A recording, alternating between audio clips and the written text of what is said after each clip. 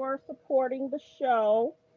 I hope everyone's having a great day, prosperous, enjoying your day.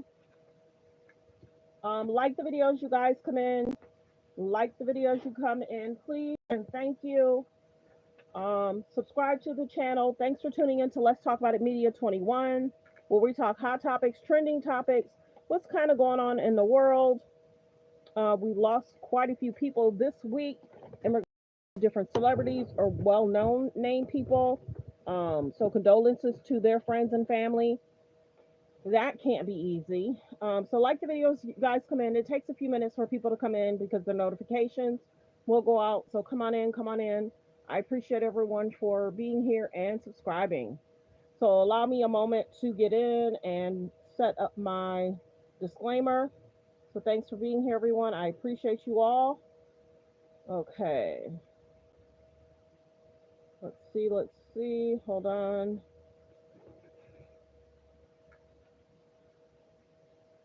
Okay, hold on, hold on, hold on. Why can't I do my... Thanks for being here, everyone. I appreciate it. Like the videos you guys come in. Okay, there we go. Sometimes technology, it gets me, but I pull it off.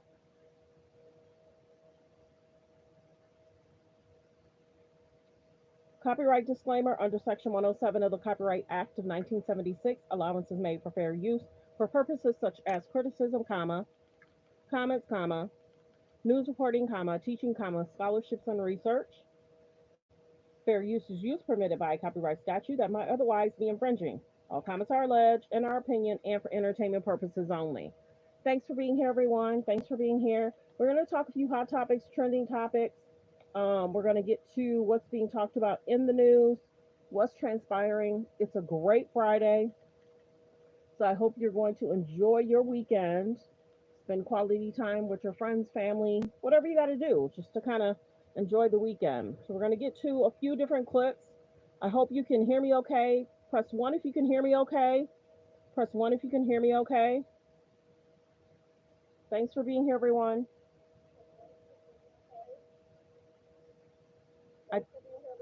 Okay, I think it sounds okay. Okay.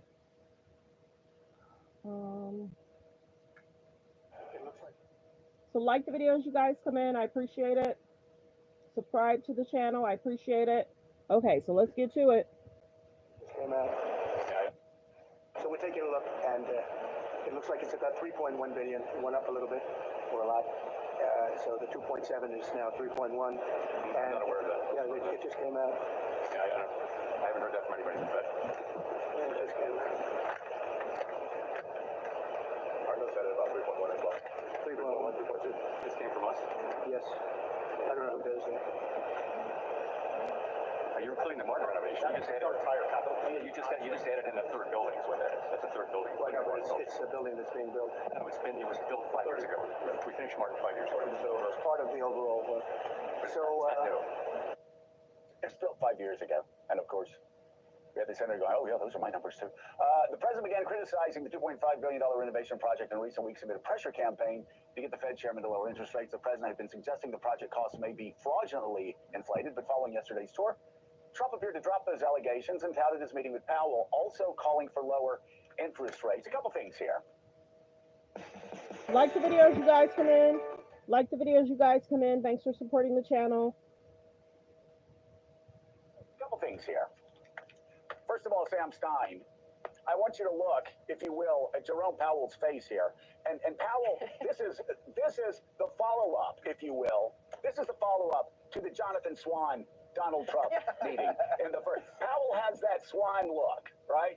Just absolutely confused. He goes, it's from a previous administration. It was 5 years ago. And then, of course, the senator agreed with the president. "Oh, those are my numbers too. Those are my numbers too," which is pretty hilarious. But, you know, Sam Stein, afterwards, though, yeah, exactly, that's Swan. We need to do the Swan look. It ain't Fallujah, mate. But Donald Trump was very careful at the end of that meeting. They went back and forth, and, you know, I think some of the conflict may have been overplayed in the headlines. They went back and forth. The president sort of pushed the Fed chairman jokingly going, I want him to lower interest rates. And then afterwards he said, we had a good meeting. So it's interesting. He got to go there. He got to lobby him. And then at the end he said, I had a good meeting with him, even though the president did not have good staff work. Somebody handed the president the wrong number. And, Oh, wow. It seems to me that if staff members are going to try to get something past members of government, maybe you shouldn't play with numbers with the Fed chairman, because he's going to be able to add and tell you what is and isn't right. So some not great staffing work for the president. How much time do I have here? Because I have so much I want to break down in this video. Okay. One, where is Tim Scott's hard hat? Where is the hard hat? Why did Tim Scott get no hard hat? That's not right. Two, I just loved how Trump had the paper right there, just in case. And he showed it to, and Jerome Powell actually was pretty quick on his feet to say, no, you got an extra building there. And apparently that building counts because it's part of the larger project. But the best part actually came at the end when they were taking questions after this whole thing was done. And I agree with you. But hold on, Sam. Yeah. Hold on, man. You missed the best part. No, the best part was Donald Trump is given the wrong numbers by his staff. No, it says it's 3 point. Hold on, it's 3.1. It's inflated. And Powell says, no, it's not. It's 2.5. And he goes, it's 3.1. And Tim Scott goes, those are my numbers. Those are the numbers I have too, Mr. President. Because the basic committees has got their own numbers. Yes, you put this one next. You put this one next to Mike Pence reaching down and putting the water on the floor after the president does in the first term. This is Hall of Fame here. This is Hall of Fame by Tim Scott. Those are my numbers too. Okay, but there's a better Tim Scott moment, I think. I'm just going to throw it out there. It comes at the end. They go in the building, they renovate, that they're renovating, and they're talking. Who knows what they're saying? Obviously, Trump's trying to get Powell to quit because Trump doesn't want to fire him. And they come back out, and they have this press conference. And at one point, Tim Scott says something like, God, I wish we just didn't have to talk about the cost of renovations. We could just focus on interest rates. As if. Good afternoon, everyone. Please hit the like button as you guys come in. There's only 2 likes. The likes should match the views. As you come in, please hit the like button and thank you. Please double tap the screen and thank you. Let's continue. Fair use reaction clip. Donald Trump hasn't been pushing this entire thing as a predicate for firing Powell. Like Tim Scott just like, if only we could just get past this topic. And it's just, what are we doing here? It felt like an episode of Veep, honestly. As close as it was an episode of Veep. And Ali, Sam brings up a great point. If the president of the United States and the Fed chairman have hard hats because something might fall, their life may be endangered, why not give one to the U.S. senator that's there? Seems unfair. The head of the banking committee. I mean, that's why he's there, because he's the head of the Senate banking committee. Like, I had people asking me, why was Tim Scott there? And that is the answer. Maybe it was a late addition. He doesn't have the hard hat. I don't know. But I mean, that was the first question that I asked David Gura on Way Too Early when we were talking about this story is, what did Tim Scott do that he had to support the president but not get a hard hat in the process? I think Sam's right. There's so much to pick up on here. But I think the notable thing is we often talk about how tough Trump talks on social media. He's willing to nickname people, lob threats, whatever. But when he is face to face, he does have a much different comportment. And so the fact that he's ribbing the Fed chair about interest rates, when in fact his administration has been focused on questioning, can he fire this guy? What would the legal ramifications be? There's an active behind the scenes effort from the Treasury Secretary to not get him to fire the Fed chair. I mean, just last week, he was polling members of Congress on whether or not he should do it. So I think this is actually like a serious story that was made so much less serious by the way that they went about doing this visit, which when it first came up on the president's schedule, I think a lot of people were like, what? He's going to the Fed? And then of course you see it. And yeah, Veep is real life. Right, but David Drucker, I think the headline here is, all kidding aside about hard hats and Tim Scott agreeing with a number that was just made up by a staff member. The important thing is how it ends. And how it ends is the President of the United States understanding, for the purpose of the markets, for the purpose of the banking sector, for the purpose of, decreasing volatility in the economy, he needed to come out and say, we had a good meeting. I pushed him on interest rates. I want interest rates lower. Every president wants interest rates lower. But at the end of the day, he said, we got along fine. Yeah, and that's actually pretty typical for Trump, as Ali was talking about. In one-on-one meetings, he's very charming, deferential, and courteous. And here we caught him at the tail end of that meeting. I actually question, because you never know with Trump, I actually question whether he actually has ever had any designs on firing Powell, but he just likes the fact that we're all talking about whether or not the president is going to try to fire Powell, which we don't really know that he can do in any event, but it keeps the conversation about him, and it keeps, in a sense, the markets spinning around him. But as we saw, at the height of the initial tariff blow up after the so-called Liberation Day announcement, the president, when he's presented with certain facts about the economy, is willing to make adjustments. He just won't call them adjustments, but he'll make them. And if you're following the financial markets and you're following the news and reporting about it, this is incredibly important in part because politically, countries where monetary policy becomes entirely politicized end up having very volatile, troublesome, weak economies over time. Right, exactly. And again, that message sent not just domestically, but across the world at the end of that meeting is what is really the takeaway from that meeting. Please like the video, you guys. Please double tap the screen. The likes should match the views. Can you please double tap the screen to hit the like button? To hit the like button, it's free. To hit the like button is free. If you're watching from a phone, press 1. If you're watching from a phone, press 1. All it takes is a double tapping of the screen to hit the like. Or you can hit the like above the video, below the video. Let's continue. Fair use, reaction clip. We have about 122 in the building. We have 4 likes. Please get the likes up. Thank you. Please hit the like. Thank you. Thank you. You know, I've got to say, the Jonathan Swan quizzical look in the Fed chairman's eyes there. You look at that, John Lemire, and like he is playing the role of Swanee. And just to explain my Fallujah comment earlier, my favorite Jonathan Swan story, when things, a couple of months ago, things were particularly chaotic in the administration. He's walking out of a restaurant in Washington, D.C., in Georgetown. A very well-known editor meets him at the door as they're going past each other. The editor goes, "This is just terrible. This is terrible. I don't know how you do this every day." Jonathan Swan's remark, "It ain't Fallujah, mate," and kept walking. So there you go. A great one-liner and some important context provided by you just there. Exactly.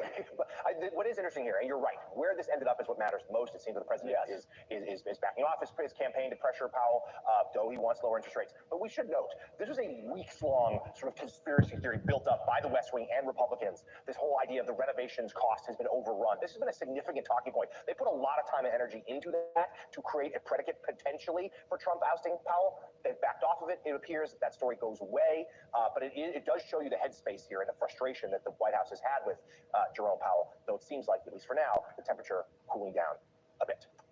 Like the videos, you guys come in. Thanks for being here. Thanks for supporting the channel. Hold on 1 second.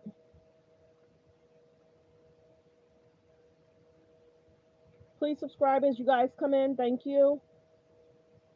Please subscribe as you guys come in, and thank you. Continue to hit the like button. Can I get 100 people to please double tap that screen to hit the like button, and thank you. 100 people to please double tap that screen to hit the like, and thank you. Okay, 1 second. Waiting for this to pass. Okay. Let's get the likes up.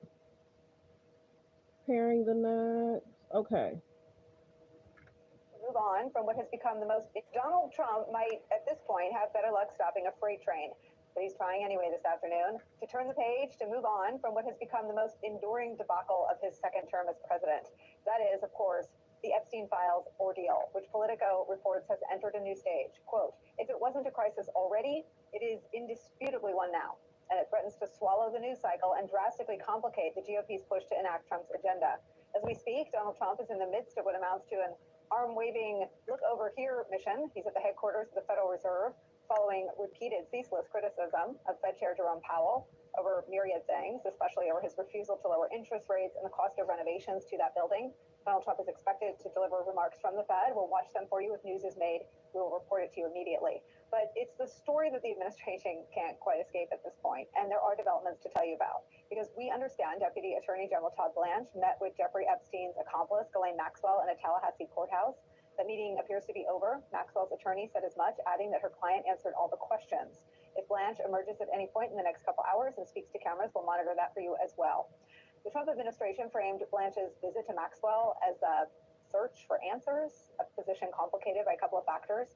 First, Maxwell appears to be an unreliable witness. Among her charges was perjury. And a July 2020 Department of Justice filing, while Trump was president, supporting her continued detention, reads in part, quote, "The defendant's willingness to brazenly lie under oath about her conduct, including some of the conduct charged in the indictment, strongly suggests her true motive has been and remains to avoid being held accountable for her crimes." Now, the second complicating factor, more news outlets, including the New York Times, have now confirmed the story we came on the air with at this hour yesterday. That is that Attorney General Pam Bondi told Donald Trump in the spring that his name appears in the Epstein files. We'll point out again and again that the mere presence of Donald Trump's name in the Epstein files is not the same thing as evidence that Donald Trump committed a crime or engaged in any wrongdoing, but it is notable, given how badly this has been handled and how hard the administration is insisting to its own base that it should move on. Last night, a lawyer for some 200 Epstein victims called on lawmakers to subpoena Epstein's estate for a so-called birthday book that was presented to Epstein at his 50th birthday party by Ghislaine Maxwell. Watch. There's about 145 in the building. If I can please get 145 people to please subscribe and thank you. Let's continue to get the likes up, you guys. Please double tap the screen as you come in. Please double tap the screen as you come in to like the video. Please double tap the screen. If you're watching from a phone, press 1. YouTube makes it easy. For all you have to do is double tap the screen to hit the like. Let's get the likes up, you guys. We should be at 100 likes. Please double tap the screen. We have 8 likes. Can I get 100 people to please double tap that screen to get the likes up? Thank you. Good afternoon, everyone. Thanks for being here. I do know that they were involved in the assembly of the book. Please watch your comments please watch your comments, you guys. YouTube will block a lot of them. Please watch your comments and thank you. All of them, they were told by Ghislaine to assist in putting the book together. Others have seen the book post birthday and after it was assembled. So the existence of the book is it's an absolute fact. Now, who wrote letters? What's in the book? You're going to have to get the book to figure it out. Now, following that interview, MSNBC reached out to the Epstein estate to confirm not just the existence of the book in question, but whether or not it is still in their possession. Representatives responded, quote, "The Epstein estate will comply with all lawful process," end quote. That is where we start today. Some of our favorite reporters and friends. NBC News White House correspondent Von Hilliard joins us. Also joining us, New York Times Justice Department reporter Glenn Thrush, and former U.S. Attorney, former Deputy Assistant Attorney General Harry Littman is here. Glenn Thrush, in their minds, what do they think they're doing visiting Ghislaine Maxwell in prison? I cannot get into their minds, Nicole. I guess let me put it differently. By their telling, what is it that they say they're doing by visiting Ghislaine Maxwell? Thank you, because the other option was too painful for me to contemplate. No, I'm sorry. they're doing essentially whatever they can to give the impression that they're sleuthing this out to the max, essentially. This is really kind of like a small version of what they've been doing all along, what Pam Bondi and Kash Patel did initially in ordering this massive investigation of all the Epstein files down in Winchester, Virginia. What they're trying to do is they're trying to prove that they are going all the way to determine whatever it is that people want them to determine. The difference this time is Trump himself is involved, and I think that Wall Street Journal story about the birthday book changed the game. Again, in this particular instance, this is a very, very narrow endeavor that Todd Blanche is engaged in. He is somebody who, in one legal filing earlier this year as Deputy Attorney General, mistakenly described himself as Donald Trump's lawyer. He is kind of acting in that capacity to some extent now. What is expected from Ghislaine Maxwell's interview, I think you can get out of what her lawyer has said. It's a friendly, he's described it, I think it was a friendly series of interactions. I don't think we're going to get information that's deleterious to Donald Trump. And this is a parallel to what they're attempting to do in court, attempting to unseal grand jury testimony in the Ghislaine Maxwell and Epstein case. Again, extremely narrow, very unlikely to produce anything that is negative for Donald Trump. Well, let me ask you to put your old political hat on then for a second, Glenn. I mean, the political problem isn't that imprisoned Ghislaine Maxwell. Good afternoon, everyone. Press 3 if you're new and where you're watching from. Press 3 if you're new where you're watching from. Press 5 if you've been here before and where you're watching from. Good afternoon, everyone. Continue to hit the like. There's about 223 in the building. If I can get 200 people to please subscribe and thank you. Please subscribe and thank you. We're trying to hit 50K by next month. We're trying to hit 50K by next month. Continue to hit the like, you guys, and thank you. If you're watching from a phone, press 1. All you have to do is double tap the screen to hit the like and thank you. Wasn't properly interrogated. I mean, she's a convicted sex criminal. Their political problem is that Marjorie Taylor Greene posted on X that what she believes is there is a cover-up of other powerful people and that the Hello from the islands. I appreciate you being here. Thank you, thank you, thank you. Answers lie in the files. Joe Rogan keeps talking about videotape. Ghislaine Maxwell, their files and videotape didn't. The volume's not low. I just checked it. Nice try. The volume's not low. Already checked it. Nice try. Take them to prison. How does the visit to Maxwell deal with the perception among Trump's core supporters that they're sitting on a trove of evidence that they won't release? I mean, that's a great question. You know, what's going on here is the typical Trumpian thing of throwing everything at the wall at the same time. And I should also bring in the other big thing that's going on, or medium thing that's going on, is this Tulsi Gabbard referral to the Justice Department of this Russiagate Obama investigation, which Trump literally, I think, in a White House appearance yesterday, correct me if I'm wrong, said Republicans should be talking about instead of the Epstein case. They're just looking for. Let's see. Good afternoon, Pittsburgh. Good afternoon, Pittsburgh. Thanks for being here. Thanks for being here. I appreciate you. Any kind of distraction, anything to show that they're doing something without necessarily doing anything that could harm him. But I think the big political question here is, wouldn't they be better served by just riding it out and maybe not frantically taking all this action? I don't think Trump and the White House has an option because they only have one speed, and that's 11, right? I'm mixing up my metaphors there. But I think, isn't there, look, I've spoken to a couple of people in Trump world over the last 48 hours who have suggested, why don't you just lower the temperature and lower the pace of activity and actually take a page from Mike Johnson, which is get out of town, get out of the spotlight. But they're not inclined to do that. And frankly, I don't think this thing is going to work. And they're going to try something else next week, would be my guess. I mean, Vaughn Hilliard, Glenn is correct in saying that Donald Trump said that he is talking about arresting President Obama and wants Republicans to, quote, just talk about that, end quote, instead of Epstein. The problem is where Trump has used faux scandals to deflect, it has been to deflect from a scandal that comes from an investigation of facts he wants to keep hidden. This is an hysteria that is predicated on a hysteria that comes from deep inside his own base. The conspiracy theories about Epstein are not based on investigative journalism. In the timeline, the investigative journalism is, and I'll say this to all of you, for better or for worse, following the heat map on the Epstein story amid MAGA voters. So who's calling the political moves in the Trump White House, Vaughn? Who is calling the political moves is the president himself, Nicole. And let's be clear, what differentiates this Department of Justice, even more so than his first Department of Justice from his first term, is the fact that he ensured that people like his own defense attorneys were in the highest positions within that office. And if you go back, I think this is why who he sent down to Tallahassee is so important. Sending Todd Blanche, his personal defense attorney, is so critical to this. We don't expect to get a transcript out of this meeting with Ghislaine Maxwell. But this is somebody who, when you go back to the first term, we know that Jeff Sessions, for a year and a half, continually defended himself from repeated attacks by the president over his handling and decision to remove himself from the investigation about potential Russian collusion and turn that over to a special counsel. And then it was Bill Barr who resigned in December of 2020 because the president was repeatedly attacking him to further investigate and call the 2020 election a fraud. And William Barr, after leaving office, said that he Trump that it was BS. And so undoubtedly, we know, based off of history here and from our reporting, that the Department of Justice is undoubtedly facing pressure from this White House. Press 3 if you knew where you're watching from. Press 3 if you knew where you're watching from. Press 5 if you've been here before, where you're watching from.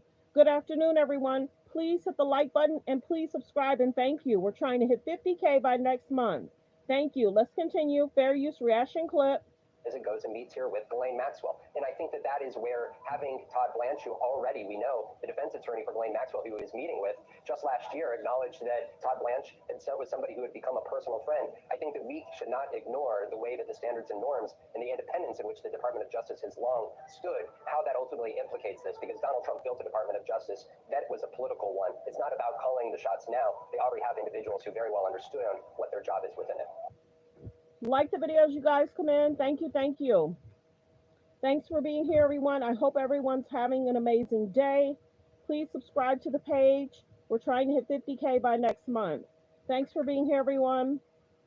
Press 1 if you're watching from a phone. Press 1 if you're watching from a phone. And continue to hit the like button. To hit the like button is free, free, free. And thank you. Trump appears so breaking late this afternoon.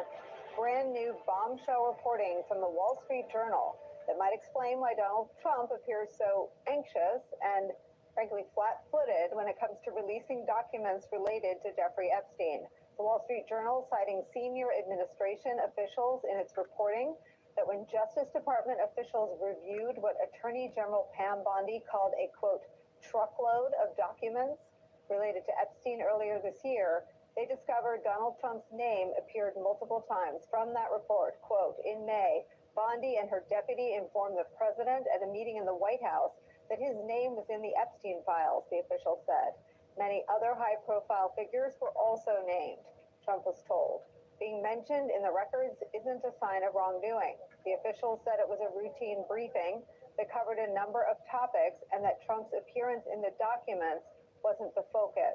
Now, in response to this reporting in the Wall Street Journal, the White House has issued a statement to NBC News that reads, quote, "The fact is that the president kicked him out of his club for being a creep. This is nothing more than a continuation of the fake news stories concocted by the Democrats and the liberal media, just like the Obama Russiagate scandal, which President Trump was right about," end quote. That is where we start today with some of our favorite reporters and friends. Staff writer at The Atlantic, Jonathan Chait, is here. Also joining us, MSNBC senior political analyst, my colleague Alex Wagner is here, and former top official of the Department of Justice, MSNBC legal analyst Andrew Weissman is here.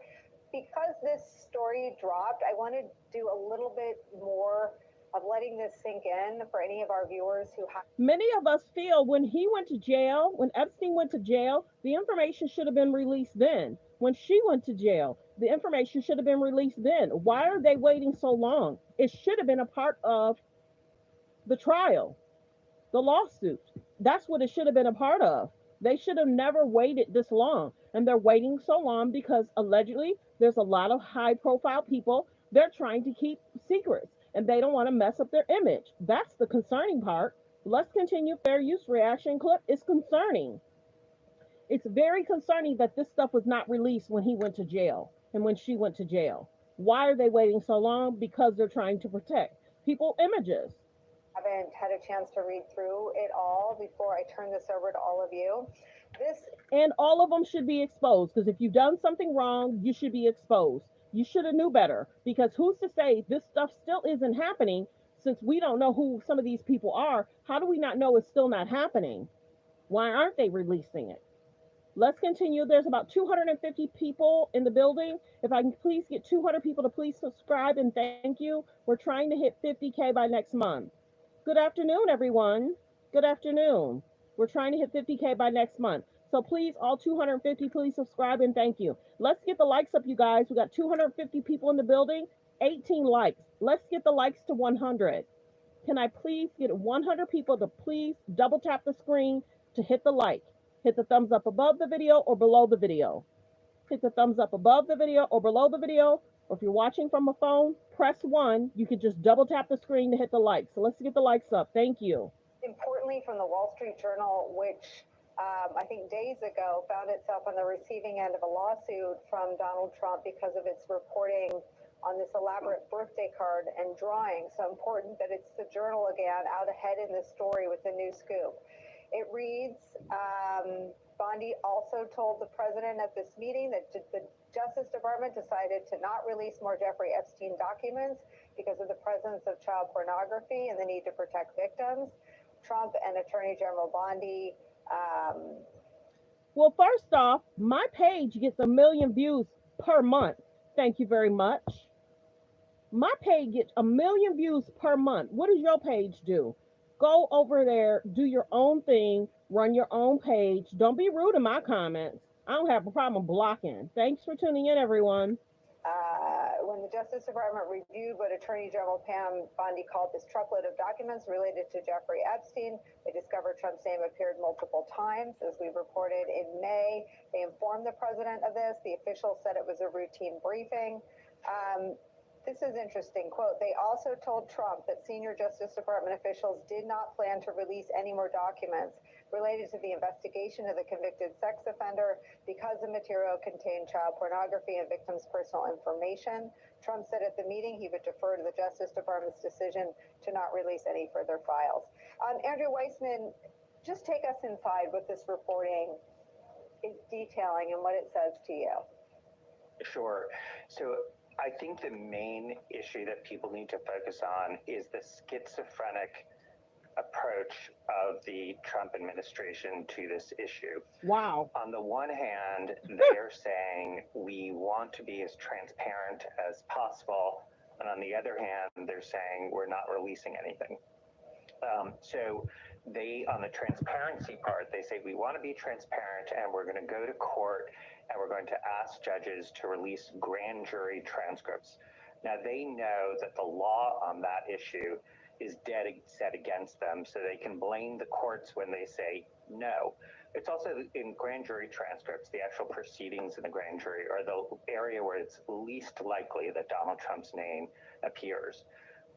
By contrast, the part where they're not turning anything over is all of the voluminous investigative material, which the Wall Street Journal now is reporting, which something that we sort of assumed had to be true, but now the reporting is it is true, which is that material has Donald Trump's name in it. And of course, that shouldn't be surprising because there's so much reporting that the two of them knew each other and socialized with each other. It doesn't mean that Donald Trump committed a crime, but his reaction to this is the thing that's probably the most telling because it certainly is he protests too much. But okay, you guys, we got to get the likes up. We have 210 in the building. We have 24 likes. Let's get the likes to 100, please, so I can continue with the show. Please double tap the screen to hit the like and thank you. People over here sipping the tea. It's free to hit the like.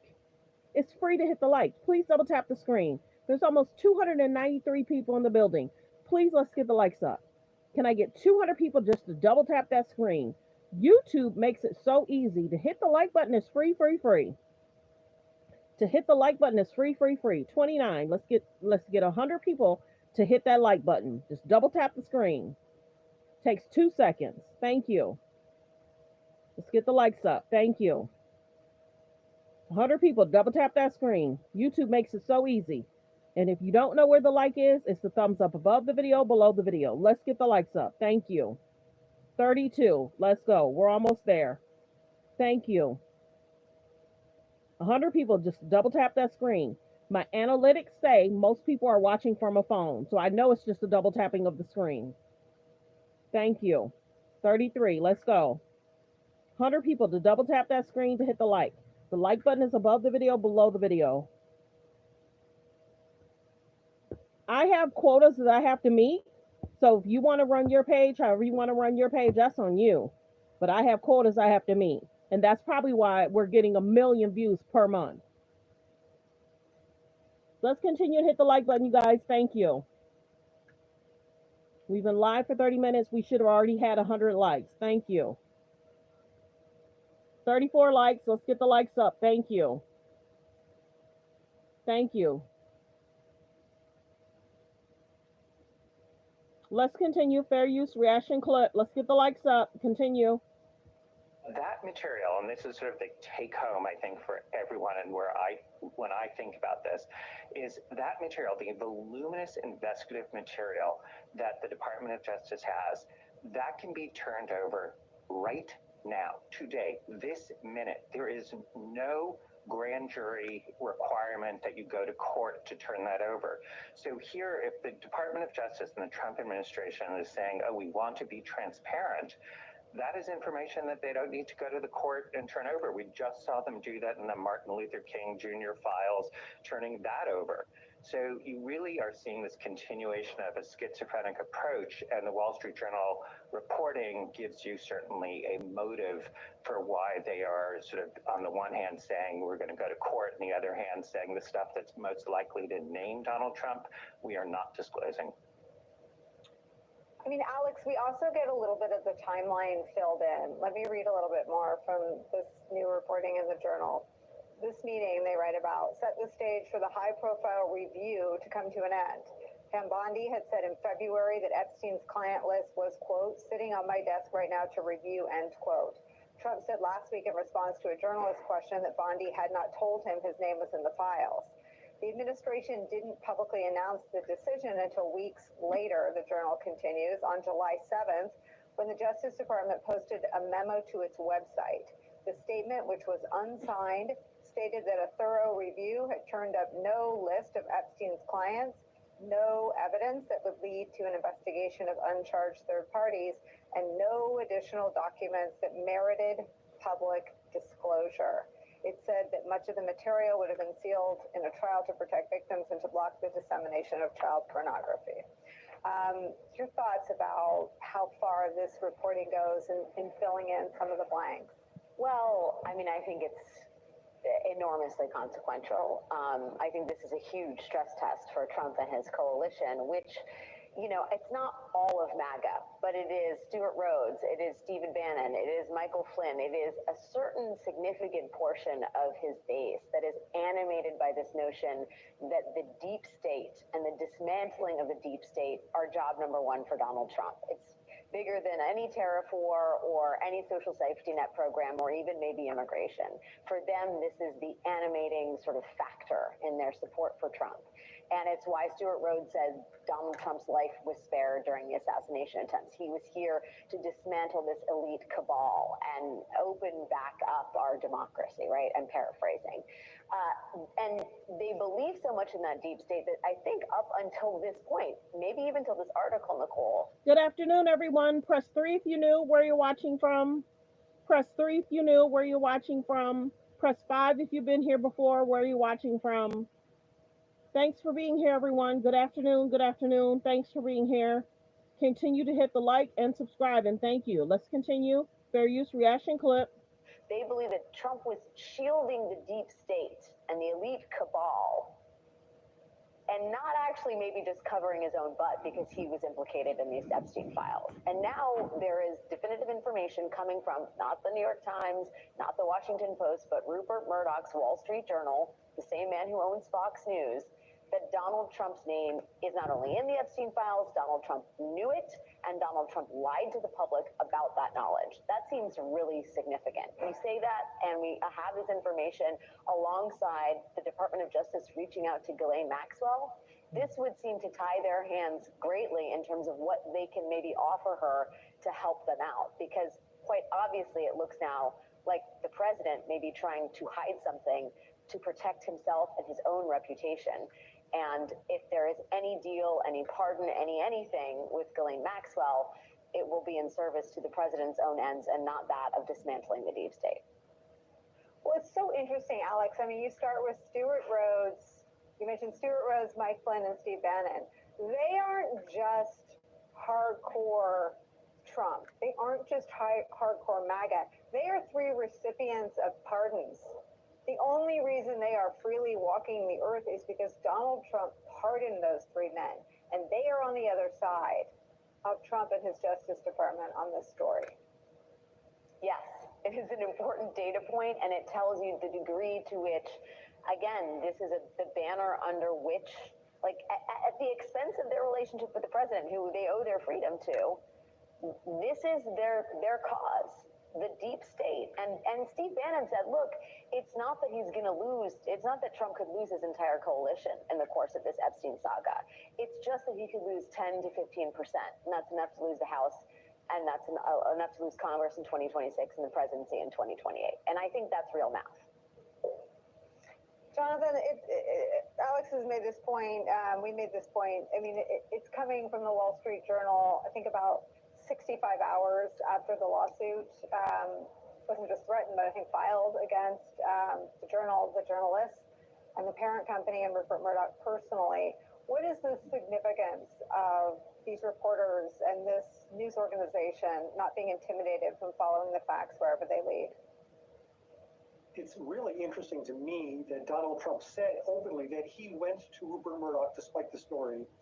Murdoch said he would do it, didn't follow through, at least indicated to Trump he would do it, which might have been less of a committal response than Murdoch meant to give. Didn't do it, and then Trump held up this fact as if it showed that Murdoch lacks journalistic ethics, when really the opposite is the case. In fact, this would actually be a scandal under a normal president, that the president tried to go to a newspaper's owner to spike a damaging story about himself. But I think we should be a little bit cautious about how much the fact that it's the Wall Street Journal and not the Times or the Post is going to carry a weight with Trump's base. Trump has always defined fake news as anything that reports unfavorable facts against him. At times, there have been reporters at Fox News who have broken or confirmed unflattering information for Donald Trump, and he just says they're Trump haters, they're rhinos, it's fake news. And his base will just go along and just say definitionally any facts that Donald Trump doesn't like is fake news, regardless of the source. Like the video, fair use reaction clip. Now let's get to some hot topics, trending topics. Well wishes. We'll see what happens. there's a lot that's going on in regards to Rock Nation. I'm not going to really get into that. Other people have. We'll see what happens in regards to that whole situation. Well wishes to everybody regarding that. Um, um, Keisha mentioned that when Gucci Man went away, he gave her 2 million. She was able to flip that, make more money, and of course, as soon as he came home, she allegedly gave that back. Okay, so we're going to talk Malcolm Jamal Warner. If you did not know, Regina King did date Malcolm Jamal Warner. That was one person I was really concerned about is Regina. Real talk. Because they dated and it was known they dated for a while. So prayers go out to Regina King. Unfortunately, she has lost quite a few people in the last several years. So prayers go out to Regina King, really. I could not imagine if you guys did not know. She's lost a few family members. I'm not really going to get into how many and who, but prayers go out to Regina King, really. When this all happened, I thought about everybody on The Cosby Show, but I also thought about Regina King. I really did. Because as he dated, that's the one person I recall him dating. That's the one person I recall him dating. Yes, double tap the screen, you guys. We're getting into hot topics, trending topics. Thanks for being here, everyone. I appreciate everyone for being here. Like the videos, you guys come in. And don't forget to subscribe. We're trying to hit 50K by next month. Hold on one second. Like the videos, you guys come in and subscribe while I take care of this on this side. Hold on one second. Well, this was a shocker for Cosby Show fans and Now, respect to his wife. Malcolm Jamal Warner was married and he has a child. He dated in the past. So let's make that very clear. Prayers go out to his wife and the daughter. He was a married man. So this is just older pictures of them when they dated. So, yeah, I'm going to just show some of the pictures and then we're going to. fans of the star Malcolm Jamal Warner, dead at the age of only 54. We are getting some new reporting from Z on this shocking death here of the actor that was, of course, so well known on the Cosby Show, but went on beyond the show there as well. So let's now bring in Brenton Quickie from TMZ to break it all down for us and the latest updates from this really sad story. Yes, obviously so heartbreaking, such a tragedy here in the office. So many Cosby Show fans of this wonderful actor, and he had a very long career even after the show that he was known for. Well, just getting into the details, TMZ has learned a little bit more about what happened on Sunday morning very early. We are told by Costa Rican National Police that Malcolm had actually gone out for an early morning swim. He had gone out to the coastline just before sunrise, and a little after sunrise got into the water. Not too many details about what exactly happened once he was in the water, but authorities did end up finding his body actually hundreds of yards away down the shoreline. His body was discovered in a rocky cove. It was brushed up against that rocky cove. We do know that first responders were called to the scene. Paramedics immediately tried to resuscitate him and made those efforts, but those efforts were unfortunately unsuccessful. We are being told by authorities that they currently believe that the cause of asphyxiation and the drowning is due to a possible very powerful rip current that may have come in again early in the morning. And as we know, rip currents are very powerful, and the immediate instinct when something like this happens is to swim against it, swim back to shore. But in many cases in the past, tragedies in the past, what happens is it only carries you out further and further, and then that leads to being tired and everything, and then drowning, of course. Yeah, so unbelievable there. Yeah. Yes, thank you for that. Yes, thank you, Michael. R.I.P. to Malcolm Jamal Warner. Condolences to his friends and family. Let's continue. Fair use reaction clip. Brenton, I also was reading that just days ago he had another podcast episode that was dropped, and now a lot of fans are starting to really listen to that as maybe one of his last times that you hear him.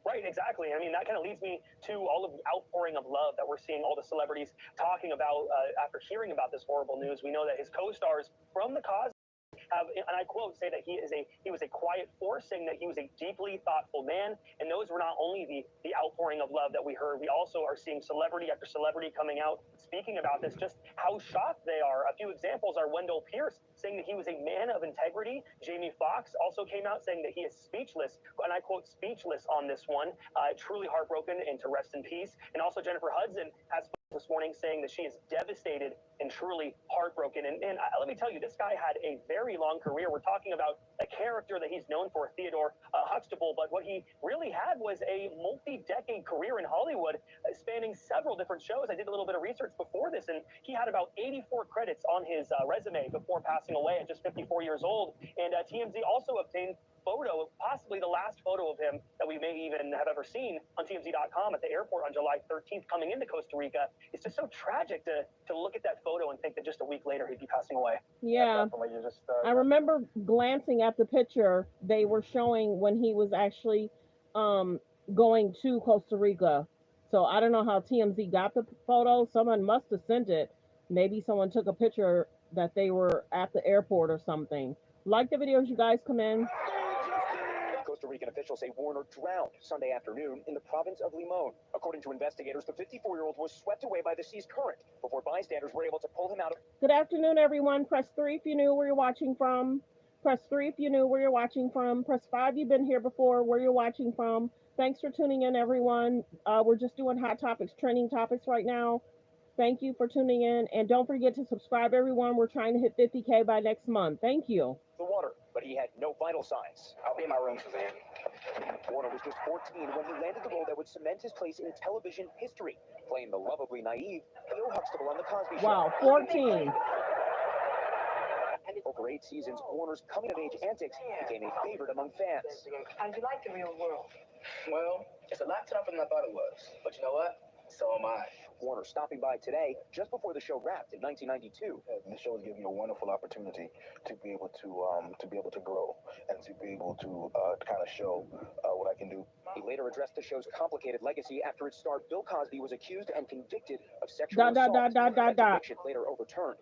The effect that it had on Black people worldwide, right, can never be taken away. Cosby speaking about Warner overnight, saying he and co-star Felicia Rashad have been remembering Warner. Malcolm was always embracing relationships with everybody he worked with. After his early success, Warner kept acting, including alongside Tracee Ellis Ross in Read Between the Lines. On Monday, she wrote, "My heart is so, so sad. You made the world a brighter place."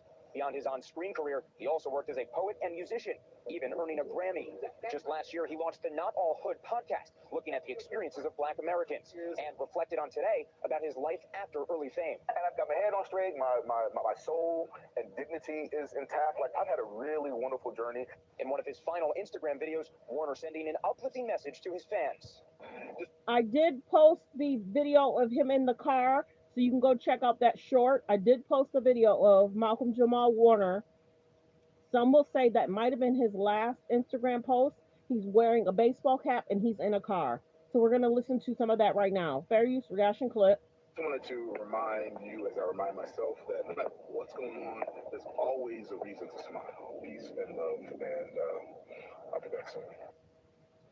Always a reason to smile. Authorities say it appears that Warner died from asphyxia by submersion, and the source close to Warner says all signs to this being a tragic accident, as the actor's wife is now trying to get his body back to the United States to prepare for a funeral. Savannah. All right, Jesse, thank you so much. And for so many people, he felt like part of our extended family. Truly, I was just saying to you as we were watching that, about his age. Remember watching him growing up, think, first of all, he's so cool, but also he was going through all the things I was going through, puberty. Absolutely loved him, as we saw there. So many people did, and just such a heartbreaking tragedy for the family. So for all of his fans out there, we're thinking about them. Absolutely. Hey, thanks for watching, and don't forget... Yeah, so that's definitely sad. So sad. Thanks for being here, everyone. Thanks for being here. Please don't forget to subscribe, everyone. Please don't forget to subscribe to the channel. Like the video as you guys come in. Subscribe to the channel, and thank you.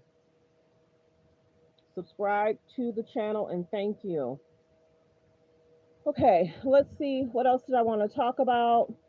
We're going to do this real quick. Unfortunately, if you did not know, Hulk Hogan has also passed away. It's been a very interesting month. There's been several celebrities that have passed. Like the video as you guys Thank come you in. so much for joining us. Of course, you knew Hulk Hogan. For more now, we're joined by former WWE wrestler Glenn Kane Jacobs. He's now the mayor of Knox County, Tennessee. Mayor Jacobs, thank you so much for joining us. Of course, you knew Hulk Hogan personally. What are some of your fond memories of him? One of my most fond memories was the first time I ever saw him in person. I was not actually in the ring before I got into wrestling. I was at a WWE show in St. Louis, Missouri at the Checkerdome, and when Hulk Hogan came out in the main event, the roof just blew off the place. And that's when I decided, man, I would really like to be a professional wrestler because be at the center of all that energy and everything was just amazing to me. Hulk Hogan was just the most charismatic superstar of all time, transcended professional wrestling, obviously, and was a pop culture icon and an entertainment legend as well. As a wrestler who came up in the WWE circuit on Hogan's heels, what do you think his legacy might be? Well, for me, he really took WWE to the next level and made it what it is today. So for someone like me, that opened up a lot of opportunities. So I think that virtually every person around my age, a little younger, a little older, Hulk Hogan was professional wrestling and always will be.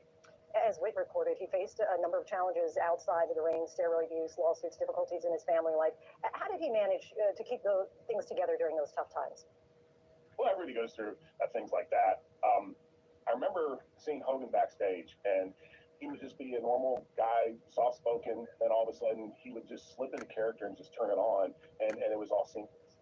So I think that ability to really separate what might be going on in your personal life from your professional life, for someone of that caliber, of that magnitude, really is one of the secrets to success. Way back in 1987, when he was in his 30s, Hogan told the Chicago Sun-Times, "I'm not worried about when I'm gone. I know I'll be floating on a cloud somewhere, but I tried to have a positive theme, and I hope it can last for generations to come." While his life, like many of ours, it wasn't always easy, but do you think he managed to do that by and large, stay positive? Absolutely. WWE is an escape for so many people. It brings people joy and happiness, and Hulk Hogan did that better than anybody. So yes, I think that he very much accomplished that. Mayor and WWE wrestler Glenn Kane Jacobs, we thank you so much for sharing your memories. Thank you. Like the video. Like the videos you guys come in. Like the videos you guys come in. I appreciate you all for being here. Hold on 1 second.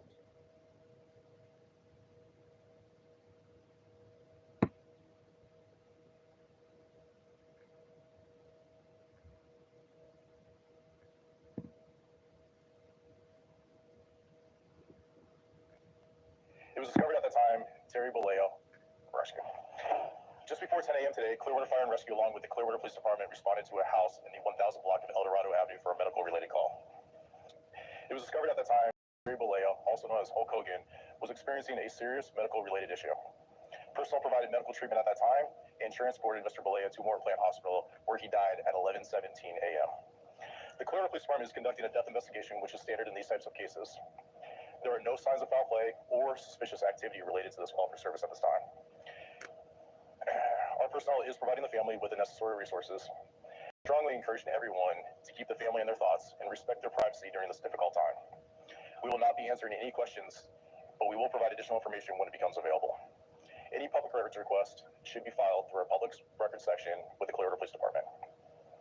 No records will be released today. Our thoughts are with the family, and again, we ask everyone to respect their privacy during this difficult time. Thank you. Like the videos you guys come in. Like the videos you guys come in. Please. Hogan died surrounded by his family in Clearwater, Florida this morning. He was 71 years old.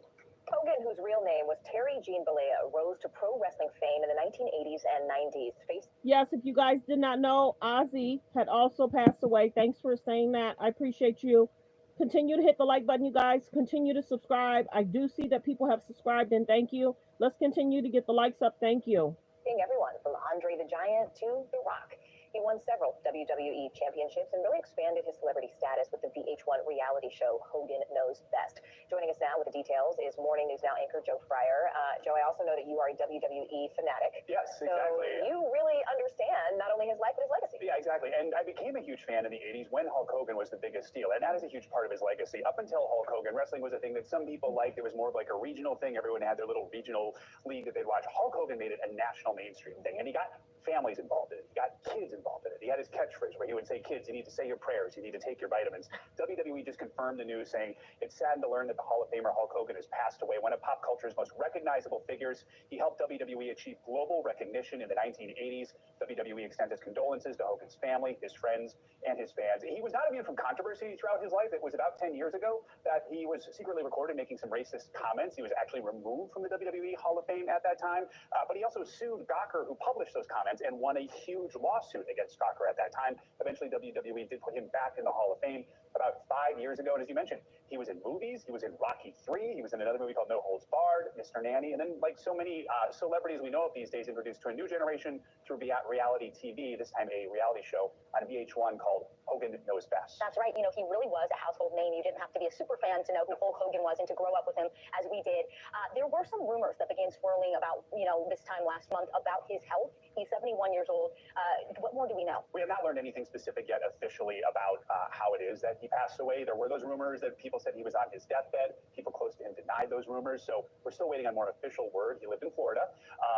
But beyond that, we don't know what his health status has been. But he is, like so many people who are in the wrestling industry, has had pretty much every surgery you can possibly imagine throughout your career. Yeah. And so, we'll wait and see more information regarding exactly how it was he passed away. Joe, it's interesting that, a lot of the country got to know him, as you mentioned. The younger generations were reintroduced to him through reality television. Tell us more about his family and who he leaves behind. Yeah, well, so he is married. I apologize, I don't know his wife's name off of hand, but kids over the years, all of which who were, part of that reality show that he was a part of as well. And the other thing that people have gotten to know him over the last few years is politics. He was not shy about his support for President Donald Trump. One of those prime speaking slots, and he gave a very impassioned speech. He was, of course, known for ripping that T-shirt apart. And some people would argue that, of course, is one of the many celebrity endorsements that did give at least President Donald Trump a boost during last year's election.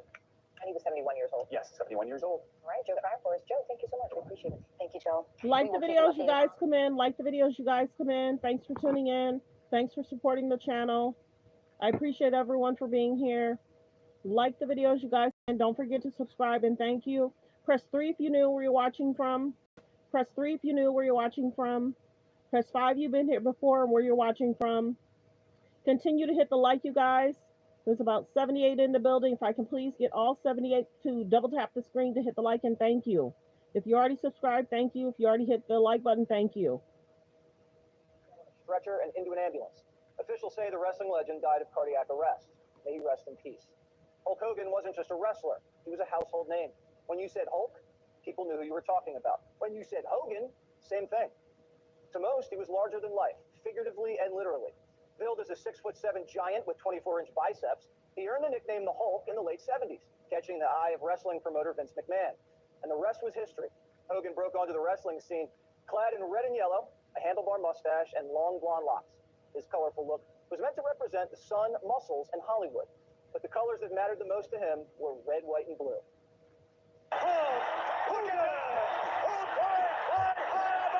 Like. Hottest thing. He was even going on late night. Do you know anything about Hulkamania? Hulkamania? Hulkamania. If you want me to. What is Hulkamania? Well, Hulkamania is the newest thing, Johnny. It's the thing that is sweeping the country. It's like a new cult. And it's like follow the leader. Everybody does what the Hulkster does. It's like truth, justice, in the Hulk Hogan way. I'm looking at the size of your arms. I don't believe this. I wish I had anything that big. Went from the ring to the small screen and to the big screen. And here came Thunderlips. Listen, after the match, how about we get a Polaroid together, okay? You're in trouble, man.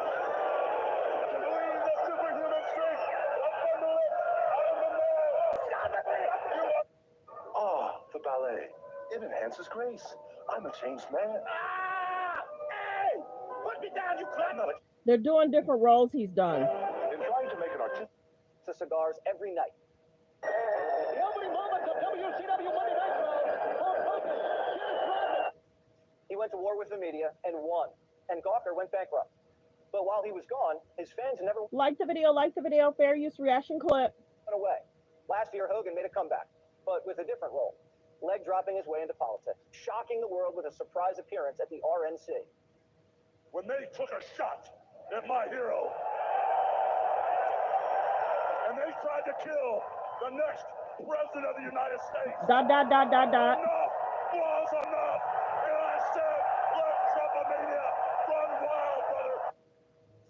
Hulkamania joined forces with Trumpmania. He was stumping on the trail, and he couldn't made his way back to the garden.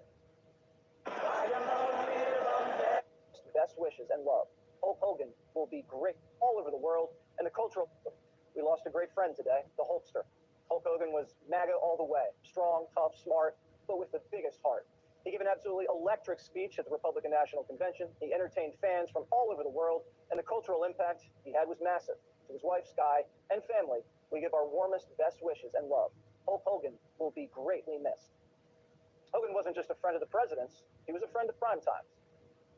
What you gonna do when Hulk Hogan, Jesse Waters, Donald Trump, and all of America like the video, fair use reaction clip. Run wild on you. Love you, Hulk, man. Hulk Hogan's life represents a time when men were men and the country wasn't scared of anything. If Hogan could body slam a 500-pound giant in the ring, anything was possible for you and for the United States. He demonstrated that with raw talent, grit, and charisma, you could live the American dream. With Hulk, attitude was everything. He performed at his best in the biggest moments, but nothing was bigger than his heart. Hulk may be gone, but that raw power, electric personality, and unbreakable spirit is going to live on in American culture forever. He's touched generations. Brother knows, brother. Now let me tell you something, brother. When you walk in this beat shop, I'm surprised that you still got the shirt on, Jack.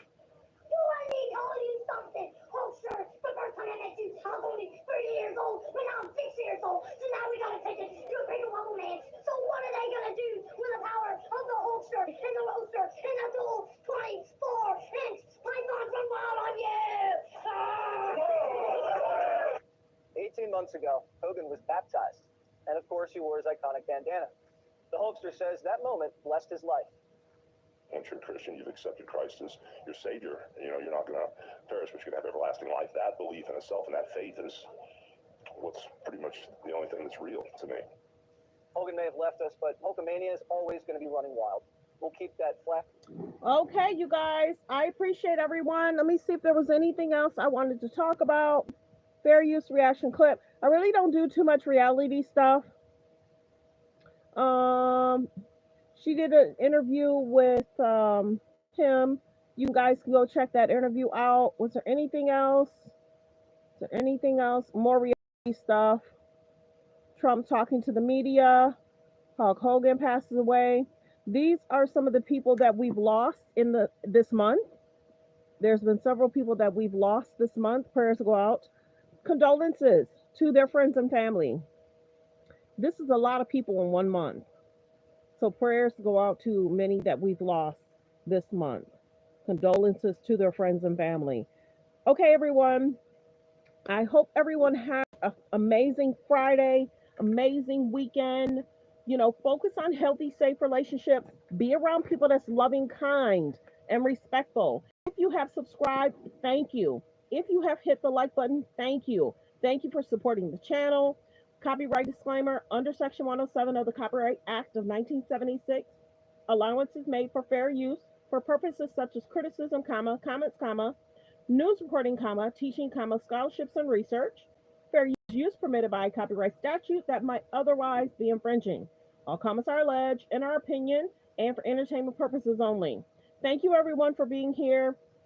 Thank you for supporting the channel. Thank you for subscribing. I did see that a lot of people did subscribe today. Thank you. If you haven't subscribed, please subscribe. We're trying to hit 50K by next month. Our channel has grown. In the last 11 months, we had 3,000 to 4,000 subscribers. Now we're at 40K and we're trying to hit 50K. So thank you guys for supporting the channel. We're doing something right. So I appreciate you guys. Have a great weekend. Be blessed. Focus on healthy, safe relationships. Be around people that's loving, kind, and respectful. Have a great day. Goodbye.